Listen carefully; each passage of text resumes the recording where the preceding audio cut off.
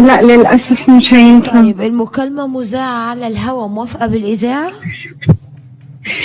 مفيش مشكلة، قولي تمام. لي اتفضلي، مشكلتك ايه؟ أنا مشكلتي إن أنا كنت مخطوبة لقريبي. تمام.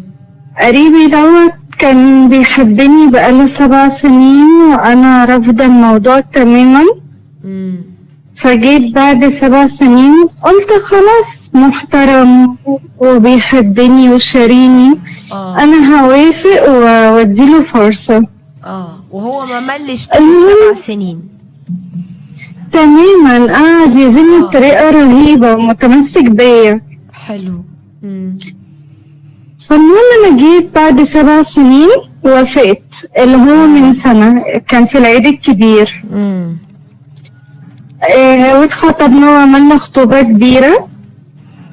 المهم بعد الخطوبة بقى انا اكتشفت كام حاجة. زي ايه؟ يعني نيجي مثلا نخرج في الشارع، مش راجل كده ناضج وعاقل، لأ، هو ممكن يمسكني من وسطي في الشارع ويشدني. لو قاعدين في كافيه ممكن يمسك شفايفي يضغط عليها بإيده. فمهما بقى اقول له احترم الناس اللي حوالينا، لا هو مش مقتنع، انتي حبيبتي وانتي بتاعتي.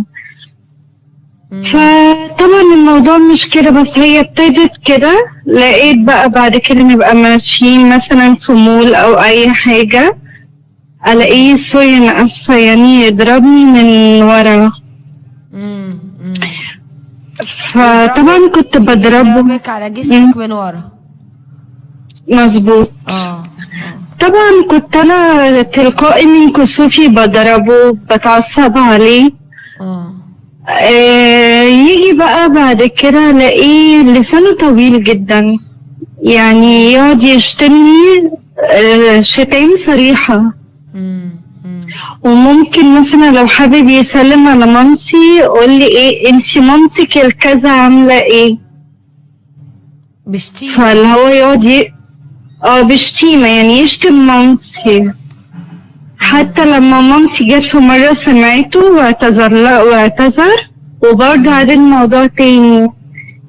يعني هو ده طبع فيه انه مش بيعرف يسيطر على نفسه. وشتايم فجة، يعني مش شتايم، يعني شتايم ما يصحش تتقال نهائي، شتايم اوفر جدا.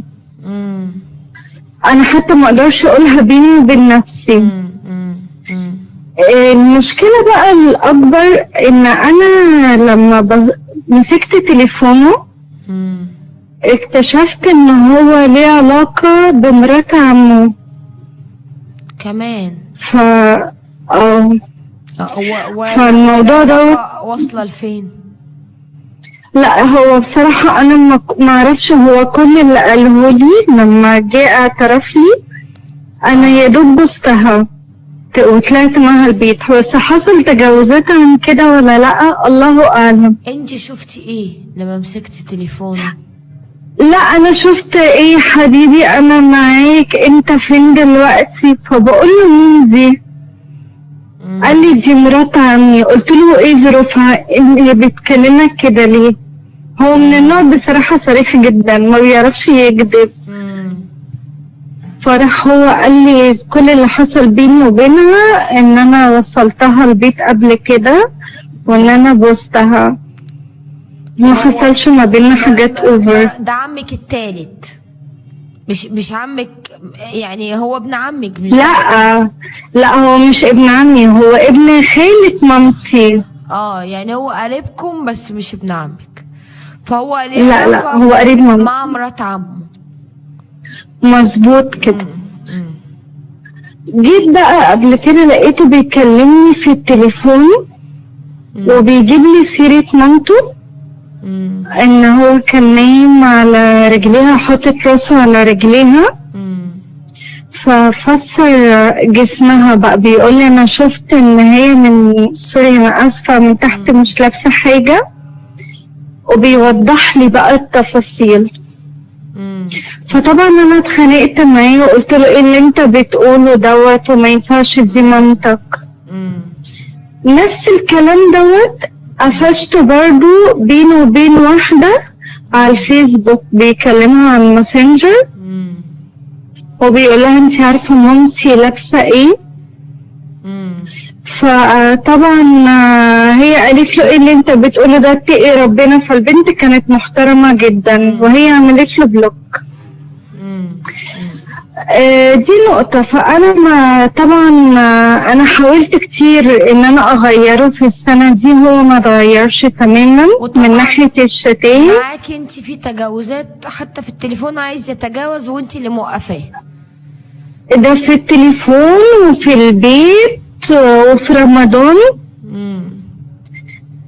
وطبعا بطرده من البيت كتير وبتخانق معاه كتير وهو مش عايز يتغير تماما. بس وعلى طول بقى ما بيهموش حد، يعمل حركات قدامهم سافلة قدام اهلي، الحركات قدام اهلي واهله وهم قالقين مش واخدين بالهم. يعني هو ما بيهموش الناس اللي قاعدة، ما بيهموش اي حد. لا مش بيهمه. هو بيتعامل انك انت مراته مثلا. اصل حتى لو انت مراته يعني ليه هيبقى ليكوا بيت، وحتى ده مش هيظهر قدام الناس. بالظبط كده. وانا قلت له انت زي ما جبت سيرة مامتك معايا هتجيب سيرتي مع صحابك. ده احنا يوم الدخل حصل كذا كذا كذا كذا. حقيقي. الغريب ان هو يعني ما قاليش لا، قال لي اي 2 صحاب شباب ممكن يقعدوا يتكلموا مع بعض يقولوا ده انا عملت كذا ومش يعني عارفه. قلت له لا ما ينفعش. محور دماغه المواضيع دي بطريقه اوفر جدا. يعني تخيل ان دوت سبب انفصالنا. يعني انا لما هددته ان انا هسيبه معرفش يبطل الموضوع ده. وسبتيه فعلا؟ انا بالفعل سبته وكمان هو بخيل. يعني هو مفهوش اي ميزه. يعني انا عايزه اقولك احنا مثلا لو قال لي انا عازمك النهارده ممكن يجيب لي اكل من عند مامته وناكله بره، ويجيب مثلا بيبسي ازازه واحده كنز واحد ويقسمها بيني وبينه. يعني فانا يعني هو زياده قوي في قله الادب وزياده قوي في البخل. جدا يعني. وعايزه اقول لك هو مش صغير. يجيب من البيت لانش بوكس. والله هيجنني. وكلمته في النقطه دي كذا مره. هو بيشتغل ايه اسم النبي قرصه؟ هو شغال في البنك.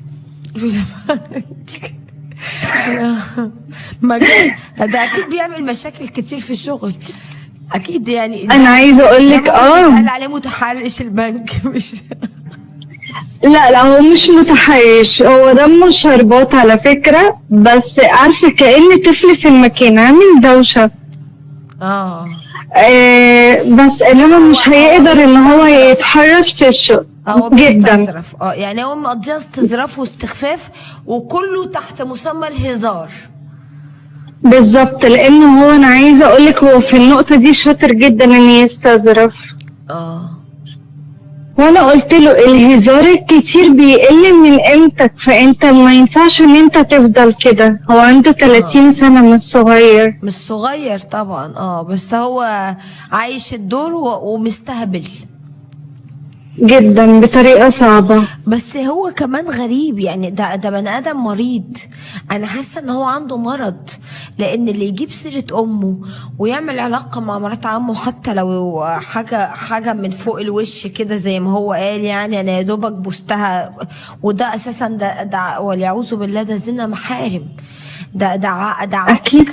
ده واللي يجيب سيره امه ويبقى واخد باله من امه لابسه او مش لابسه، واللي يبقى مش مراعي حرمته في الشارع وممكن يمسكك من مكان صعب او يضربك في مكان صعب، فده شخص مريض.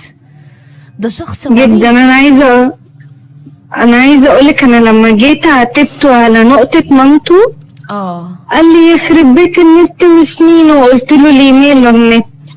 قال لي ما هو انا قعدت اقرا فيديو كده، اسمع فيديو لو عايز تجيب بنت خطيبتك وعايز تجذبها ليك جيبها بالطريقه دي، ان انت تتكلم عن حد فمشاعرها تتحرك. قلت له يعني انت يوم ما تتكلم عن مامتك ده بالعكس انا كده هشمئز منك. طبعا طبعا.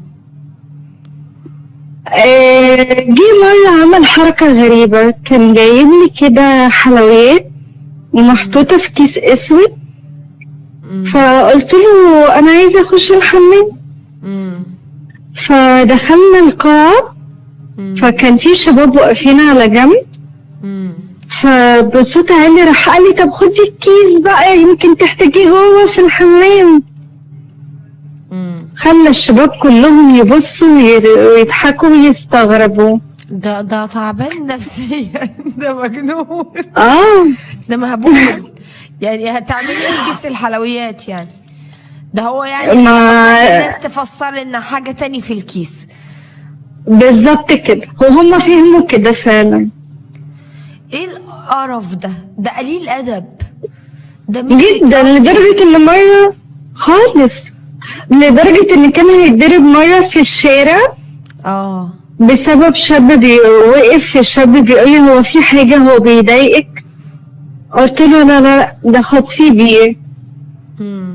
فتخيلي هو خطيبي، انت عملتي ايه عشان الراجل ده يبص كده؟ صوتك باين عليه رقيق قوي ومالكيش في الشخص ده خالص. خالص. وعلى فكرة انا اصطدمت فيه لان هو ما كانش كده، يعني 7 سنين بكلمه طبعا خفيف جدا، اللي هو لا انا مش عايزاك، انا ما بحبكش. بس ما انت ما كنتيش تعرفي، ما كنتش اعرف فعلا. هو قليل الادب ومش متربي وما بيراعيش حرمة البيوت ولا بيراعي الشوارع ولا عنده دين ولا بيخاف ربنا ولا بيتقي الله في حريمه. هو وحش، هو وحش، هو سيء. هو في حاجة غلط، عارفة ليه؟ انا عايزة اقولك هو ما شاء الله عليه بيصلي وزبيبته الصلاة باينة وصوته جميل قوي، ولو قعدتي معاه تتكلمي عن القرآن لا هيعرف يتكلم ويتناقش وكل حاجة. بس فعلا يعني اللي يشوفه من بره يتحسد، ما شاء الله انت جبتيه ازاي دوت. لكن لما ندخل في تفاصيله نلاقيه عنده تطرف، وعنده تطرف في الافكار كمان.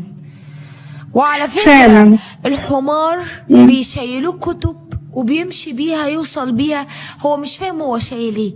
فممكن هو يكون بني ادم حافظ للكلام من القرآن او حافظ حتى للقرآن لكن ما بيعملش بيه. واحنا مش مطالبين بحفظ القرآن ولا مطالبين بان احنا يبقى صوتنا حلو النغم، قد ما مطالبين نعمل بكلام ربنا.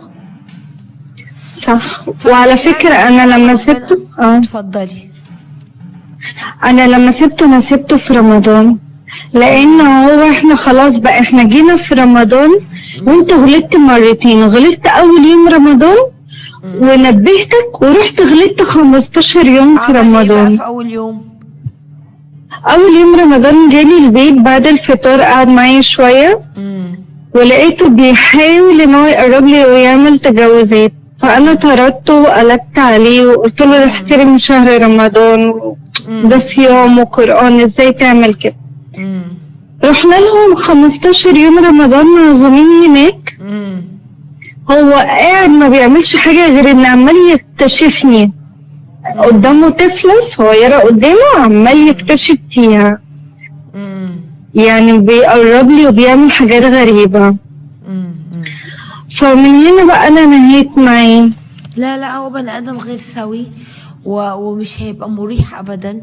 هو كمان تفكيره كله متجه تجاه والعياذ بالله يعني الغلط والحرام والجنس بشكل مبالغ فيه، واي شيء يزيد عن حده يبوظ ويدمر صاحبه ويدمر اللي حواليه. لان البني ادم ده مش طبيعي، مش متزن. يعني هو بيشتهي اي ست، بيقعد يفصص تفاصيلها، بيشوفها من قدام ومن ورا. عيب عيب عيب عيب. ده سيدنا موسى يعني عليه السلام لما جات له البنت تمشي على استحياء، طلب منها انها تمشي هي في الاول. قالت له الطريق انت مش عارفه، وقال لها لو تهت هحدف حصى ليكي انبهك بيها ان انا ضليت الطريق عشان تنبهيني، عشان ما يبقاش كشفها، عشان ما يبقاش جارحها، عشان عينه ما تقعش على ظهرها او على اي حته في جسمها. فحب انه يمشي قدامها. شفتوا العفه والحياء، ونبي من الانبياء. طبعا انا عارفه ان احنا ان ده بعيد كل البعد ان انا اشبهه لان ده نبي، لكن المفروض ان احنا بناخد اخلاق الانبياء وبنمشي خطاهم، وبنمشي على اخلاقهم. فده بني ادم عديم الاخلاق، عديم الاخلاق. اختصار كلام كتير، ما يعرفش اخلاق ولا دين ولا تربيه. ممكن يبص لاي واحده، يعني ده لو اتجوزتيه كنت هتخافي من لو جبتي واحده صاحبتك هتخافي عليها، لو جبتي اختك هتخافي عليها، لو جبتي امك هتخافي عليها. تخيلي. ايوه انا فعلا بخاف عليهم، يعني انا ما ارضاش ان هم يقعدوا لوحديهم يبص لها بصه كده ولا كده. ان يكون امك في بيتك وانت قلقانه عليها، اذا كان بص لامه، ايوه هو دايما ما يقوليش مامتك القشطه عامله ايه، الملبن كده. قله ادب وسفاله وقذاره وحقير. ده الحمد لله انك خلصتي منه. عايزه اقول لك ان كان عندي مشكله، معرفش انت شفتيها ولا لا، من البرنامج، ان كان في راجل شبيه للبني ادم ده، وهي اتجوزته بالفعل. ركب كاميرات، لان هو متعته انه هو يشوف حرمة بيته والناس اللي جايين لمراته. فبقى يشوف اختها، طبعا اخواتها محجبات وامها محجبة، فلما بيجوا عندها بيدخلوا الاوض عادي يغيروا هدومهم. هو كان بيركب كاميرات في السر، مركب كاميرات في السر، وبيشوف اختها وبيشوف امها وبيشوفهم وهم بيقلعوا هدومهم، بيشوفهم قاعدين من غير حجاب، وهو مستمتع بده. لحد ما فين ابنه اللي كشف الواقعة لما لقى، كان هو حافظ في الهارد على الكمبيوتر كل الحاجات دي. فابنه مراته شافت كل ده. فدول بيبقوا مرضى، دول بيبقوش ينفع يعيشوا في وسطنا، لان العيشه معاهم بتبقى قلق وغير ما فيهاش امان.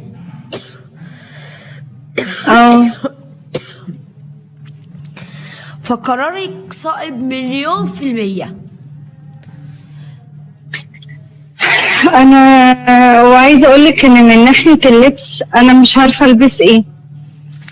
يعني انا لما باجي مثلا بلبس اي حاجه، بنطلون او اي حاجه، يقعد يقول لي لا ده ضيق، لا مش عارفه ايه. فانا بفرح، ده راجل بيغير عليا. تمام. فانا بدات اغير لبسي والبس سويسه. وبرضه لما باجي بلبس سويسه ممكن يقول لي لا اعدلي الطرحه شويه. تمام حلو كده. يجي بقى من ناحيه تانية يقول لي ايه، انا عايزك تلبسي بكيني في شهر العسل.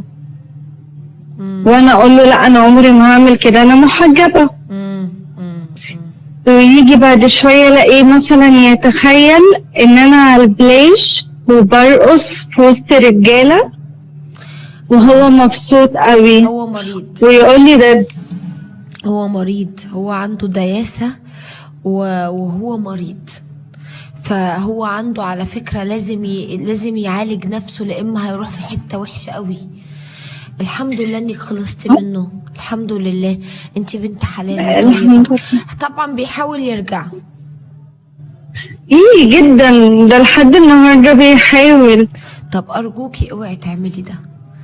البني ادم ده مش شبهك، مش شبهك اطلاقا. واحنا بنتجوز عشان نكمل بعض، وعشان يبقى كل واحد فينا لاقي حاجة حلوة في التاني بيكمل في اللي ناقص عنده. ده بني آدم مش عمره ما هيكملك، وما ينفعش يكون نصك التاني. انت بني ادمه اتربيتي بطريقه معتدله، اتربيتي في وسط اسره متوسطه، ناس تخاف ربنا وعارفه ربنا وعارفه طقوس الدين، وفي نفس الوقت بنوته لطيفه بتهزري وبتضحكي وما فيكيش اي عيب. اللي هو بيعمله ده مش دم خفيف، اللي هو بيعمله ده استظراف واستهبال واستخفاف بالناس واستخفاف بالدين قبل ما يكون بيستخف بالناس. فابعدي عنه، اقفلي اي سكة للمحاولة، اقفلي اي سكة.